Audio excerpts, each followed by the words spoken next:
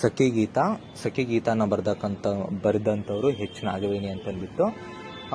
ಇದರಲ್ಲಿ ಏನಿದೆ ಅಂದರೆ, ಇದರಲ್ಲಿ ಏನು ಹೇಳಿದ್ದಾರೆ ಅಂದರೆ ಎಚ್ ನಾಗವೇಣಿ ಅವರು, ಕವಿಗಳು ಅವರ ಅನುಭವಗಳನ್ನ, ಅವ್ರ ಫೀಲಿಂಗ್ಸ್ನ ಎಲ್ಲನೂ ಕವನಗಳ ಮೂಲಕ, ಕವಿತೆಗಳ ಮೂಲಕ, ಪದ್ಯಗಳ ಮೂಲಕ, ಒಂದು ಕಾದಂಬರಿಗಳನ್ನು ಬರೀತಕ್ಕಂತಹ ವಿಚಾರದಲ್ಲಿರ್ಬೋದು, ಕಥೆಗಳನ್ನು ಬರೀತಾ, ಈ ನಾಟಕಗಳನ್ನು ಬರೀತಾ ಅವರ ಒಳಗಿನ ಒಂದು ನೋವುಗಳನ್ನ, ಇಲ್ಲ ಸಂತೋಷವನ್ನ, ಅಲ್ಲಿ ನಡೀತಕ್ಕಂತಹ ಜೀವನ ಶೈಲಿಗಳನ್ನು ತಿಳಿಸಿದ್ದಾರೆ. ಅದೇ ರೀತಿಯಾಗಿ ಇಲ್ಲಿ ಕವಿಗಳು ಯಾವ ರೀತಿ ಕಷ್ಟವನ್ನ ಪಡ್ತಾರೆ ಅಂತಂದ್ಬಿಟ್ಟು ಇನ್ನೊಬ್ಬ ಕವಿ ಆ ಕವಿಯ ಒಂದು ವಿಚಾರವನ್ನ ಈ ಪಾಠದಲ್ಲಿ ಪ್ರಸ್ತುತವಾಗಿ ತಿಳಿಸಿದ್ದಾರೆ. ಒಂದಿನ ಇನ್ನೇನು ನೈಟ್ ಸಂದರ್ಭ, ಊಟ ಎಲ್ಲ ಮಾಡಿಬಿಟ್ಟು ಮಾದೇಗೌಡರು ಮತ್ತು ಸಿರಿದೇವಿ ಏನು ಮಾಡಿದ್ದಾರೆ, ಒಂದು ಜಗಲಿ ಅಂತ ಇರುತ್ತಲ್ಲ, ಜಗಲಿನೋ ಇಲ್ಲ ಮೋರಿ ಇರುತ್ತಲ್ಲ, ಅಲ್ಲಿ ಕುತ್ಕೊಂಡು ಏನು ಇವರು ಮಾದೇಗೌಡರು ಏನಿರ್ತಾರೆ ತನ್ನ ಪತ್ನಿಗೆ ಡೈಲಿ ಕೂಡ ಕತೆ ಹೇಳ್ತಿರ್ತಾರೆ. ಆ ಕತೆಗಳು ಯಾವ ಥರ ಇರುತ್ತೆ ಅಂದರೆ, ಅವರು ಕಣ್ಣ ಒದ್ದೆ ಆಗೋ ರೀತಿ, ಕರಳು ಮಾಂಸ ಹಿಂಡೋ ರೀತಿಯಾಗಿರುತ್ತೆ. ಅಂದರೆ ಸ್ಟೋರಿಗಳನ್ನ ಕೇಳ್ತಾ ಇದ್ರೆ ನಮ್ಮ ಒಳಗಡೆ ಒಂದು ನೋವು ಏನಿರುತ್ತೆ ಅದೆಲ್ಲ ಕಣ್ಣೀರ್ ಮುಖಾಂತರ ಆಚೆ ಬರಬೇಕು. ಆ ರೀತಿಯಾಗಿ ಆ ಮಾದೇಗೌಡರು ಒಂದು ಕತೆಗಳಿರುತ್ತೆ. ಅದೇ ರೀತಿಯಾಗಿ ಕತೆಗಳನ್ನ ಹೇಳ್ಬೇಕು ಅಂತ ಅಂದ್ಬಿಟ್ಟು ಅವತ್ತು ಕೂಡ ಕೂತಿರ್ತಾರೆ. ಬಹಳಷ್ಟು ಒಂದು ಯೋಚನೆಯನ್ನ ಮಾಡ್ತಾರೆ ಮಾದೇಗೌಡರು, ಆದರೆ ಸಿಗೋದಿಲ್ಲ. ಆದರೆ ಮಾದೇಗೌಡರಿಗೇನು ಅಂದರೆ, ಕತೆಗಳು ಹೇಳೋದ್ರಲ್ಲಿ ನಿಪುಣ ಆಗಿರ್ತಾನೆ. ಆ ನಿಪುಣತೆಯಿಂದನೇ ಏನು ಶೆಟ್ರು ಮಗಳಾಗಿರ್ತಕ್ಕಂಥ ಸಿರಿದೇವಿಯನ್ನು ಪಟಾಯಿಸಿರ್ತಾನೆ. ಪಾಠ ಮಾಡ್ತಾನೆ ತನ್ನ ಸ್ಟೂಡೆಂಟ್ ಆದ ಸಿರಿದೇವಿಯನ್ನು ಪಟಾಯಿಸ್ಕೊಂಡಿರ್ತಾನೆ. ಬಹಳಷ್ಟು ಹೊತ್ತು ಕಾದು ಈ ಸಿರಿದೇವಿಗೆ ಸುಸ್ತಾಗೋಗ್ಬಿಡುತ್ತೆ. ಸುಸ್ತಾದ ನಂತರ ಏನಾಗುತ್ತೆ, ಗಂಡನ ತೊಡೆ ಮೇಲೆ ಮಲಿಕೊಂಡು ನಕ್ಷತ್ರ ನೋಡ್ತಾಳೆ. ನಕ್ಷತ್ರದಲ್ಲಿ ಒಂದು ಏನು ಚುಕ್ಕೆಗಳ ಮಧ್ಯೆ ಇರ್ತಕ್ಕಂತಹ ಚಂದ್ರ ಬಹಳಷ್ಟು ಸುಂದರವಾಗಿ ಕಾಣ್ತಾ ಇರ್ತಾನೆ. ಆ ಚುಕ್ಕೆಗಳನ್ನ ಲೆಕ್ಕ ಹಾಕೊಂತ ಕುತ್ಕೊಂತಾಳೆ.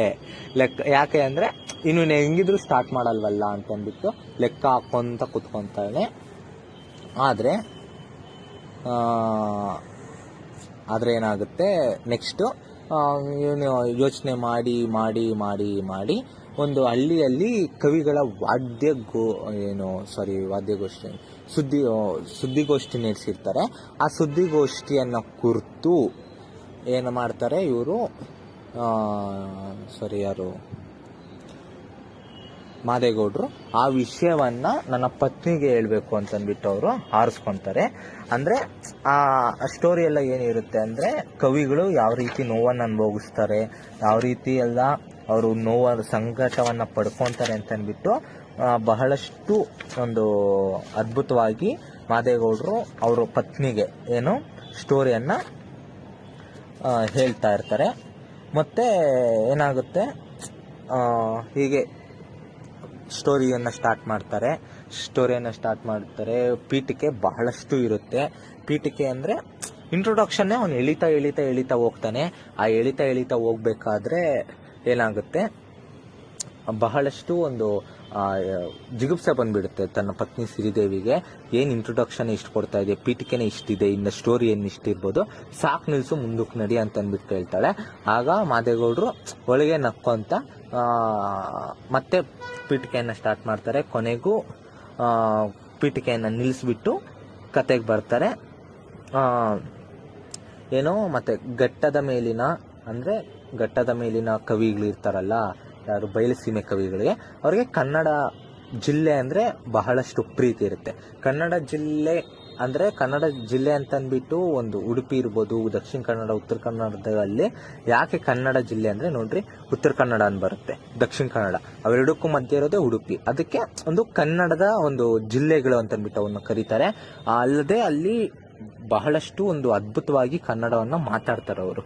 ಅವ್ರಿಗೆ ಏನು ಅದು ಕನ್ನಡದ ಒಂದು ಜಿಲ್ಲೆಗಳಂದ್ರೆ ಇಷ್ಟ. ಅಲ್ಲಿ ಬರ್ತಕ್ಕಂಥ ಮಣ್ಣಿನ ವಾಸನೆ ಇರ್ಬೋದು, ಮೀನಿನ ವಾಸನೆಗಳಿರ್ಬೋದು, ಅವೆಲ್ಲವೂ ಕೂಡ ಅವರಿಗೆ ತುಂಬ ಇಷ್ಟ.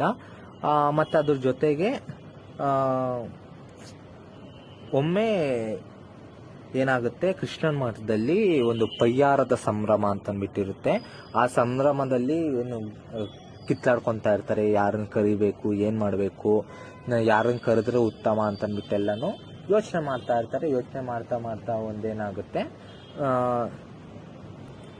ಫಸ್ಟು ಒಂದು ಕವಿಗಳನ್ನ ಆಯ್ಕೆ ಮಾಡ್ಕೊತಾರೆ. ಇಲ್ಲಿ ನಮ್ಮ ಕವಿಗಳು ಏನು ಮಾಡ್ತಾ ಇರ್ತಾರೆ, ತನ್ನ ಪತ್ನಿ ಏನು ಮಾಡ್ತಾ ಇರ್ತಾರೆ, ರೊಟ್ಟಿ ಸುಡ್ತಾ ಇರ್ತಾರೆ. ಆ ರೊಟ್ಟಿ ಸುಡ್ತಾ ಇರ್ತಕ್ಕಂತಹ ಸಂದರ್ಭದಲ್ಲಿ ಒಂದು ಕಾರ್ ಬಂದು ಅವ್ರ ಮನೆ ಮುಂದೆ, ಏನು ಹಳೆ ಮನೆ ಮುಂದೆ ಬಂದು ನಿಂತ್ಕೊಳ್ಳುತ್ತೆ. ಆಗ ಯಾರು ಬಂದಿರ್ಬೋದು ಅಂತಂದ್ಬಿಟ್ಟು ಕವಿ ಪತ್ನಿಗಳಿಗೆಲ್ಲ ಕೂಡ ಕುತೂಹಲಕಾರಿಯಾಗಿರುತ್ತೆ. ಆದರೆ ಕುತೂಹಲಕಾರಿಯಾಗಿರ್ತಕ್ಕಂಥ ಕವಿಗಳು ಯಾರಿರ್ಬೋದು ಅಂತಂದ್ಬಿಟ್ಟು ಆಚೆಗೆ ಬರ್ತಾರೆ. ತಮ್ಮ ನೆಂಟರು, ಅಂದರೆ ಅವ್ರ ಮನೆಗೆ ಯಾರೇ ಹೋದ್ರು ಕೂಡ ತಮ್ಮ ನೆಂಟರು ಅಂತಂದ್ಬಿಟ್ಟು ಅವರು ಭಾವಿಸ್ತಾರೆ. ಆ ನೆಂಟರು ಹೋದಂತಹ ಸಂದರ್ಭದಲ್ಲಿ ಅವ್ರನ್ನ ಪ್ರೀತಿಯಿಂದ ಒಳಗೆ ಸ್ವಾಗತವನ್ನ ಮಾಡ್ತಾರೆ. ಪ್ರೀತಿಯಿಂದ ಸ್ವಾಗತ ಮಾಡಿ, ಹೇಗಿದ್ದೀರಾ, ಚೆನ್ನಾಗಿದ್ದೀರಾ, ಮನೆಯಲ್ಲೆಲ್ಲ ಹೇಗಿದ್ದಾರೆ, ಎಲ್ಲರೂ ಹುಷಾರಾಗಿದ್ದಾರಾ ಅಂತಂದ್ಬಿಟ್ಟು ಅವರ ಒಂದು ಮನೆಯನ್ನ ಮತ್ತೆ ಅವರ ಕುಶಲೋಪಚಾರಿಗಳನ್ನ ತಿಳಿಸ್ತಾ ಇರ್ತಾರೆ. ಮತ್ತೆ ಇಲ್ಲಿ ರೊಟ್ಟಿ ಮಾಡ್ತಾ ಇರ್ತಕ್ಕಂತಹ ಪತ್ನಿಗೇನಿರುತ್ತೆ, ಇವ್ರು ಯಾರಿರ್ಬೋದು, ಯಾವ ಕಾರ್ಯಕ್ರಮಕ್ಕೆ ನನ್ನ ಗಂಡನ ಕರೆಯಕ್ಕೆ ಬಂದಿರ್ಬೋದು, ನಾನು ಹೋಗೋದಕ್ಕಾಗುತ್ತಾ, ಅವಕಾಶ ಇದೆಯಾ ಅಂತಂದ್ಬಿಟ್ಟೆಲ್ಲ ಕೂಡ ಇನ್ನು ಕಿವಿ ಇತ್ತೆ ಕುಟ್ಕೊಂಡು ನೋಡ್ತಾ ಇರ್ತಾರೆ.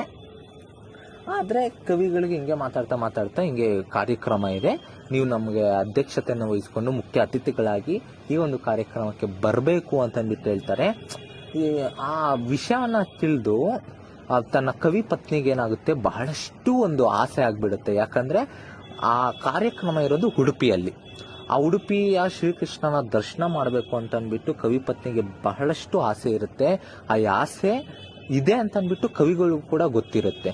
ಕವಿಗಳು ಮನಸ್ಸಲ್ಲೇ ಯಾವಾಗಲೂ ಅನ್ಕೊಂತಾ ಇರ್ತಾರೆ, ನನ್ನ ಪತ್ನಿಗೆ ನನ್ನ ಒಂದು ಪ್ರೀತಿ ಹೊಂದ್ಬಿಟ್ಟು ಅವಳಿಗೆ ಇನ್ನೇನು ನನ್ನ ಕೈಯಿಂದ ಕೊಡಕ್ಕಾಗಿಲ್ಲ, ಅವಳಿಗೆ ಒಳ್ಳೆ ಸಿರಿ ಸಂಪತ್ತು ಕೊಡಕ್ಕಾಗಿಲ್ಲ, ಸರಿಯಾದ ಹೊತ್ತಿಗೆ ಸರಿಯಾದ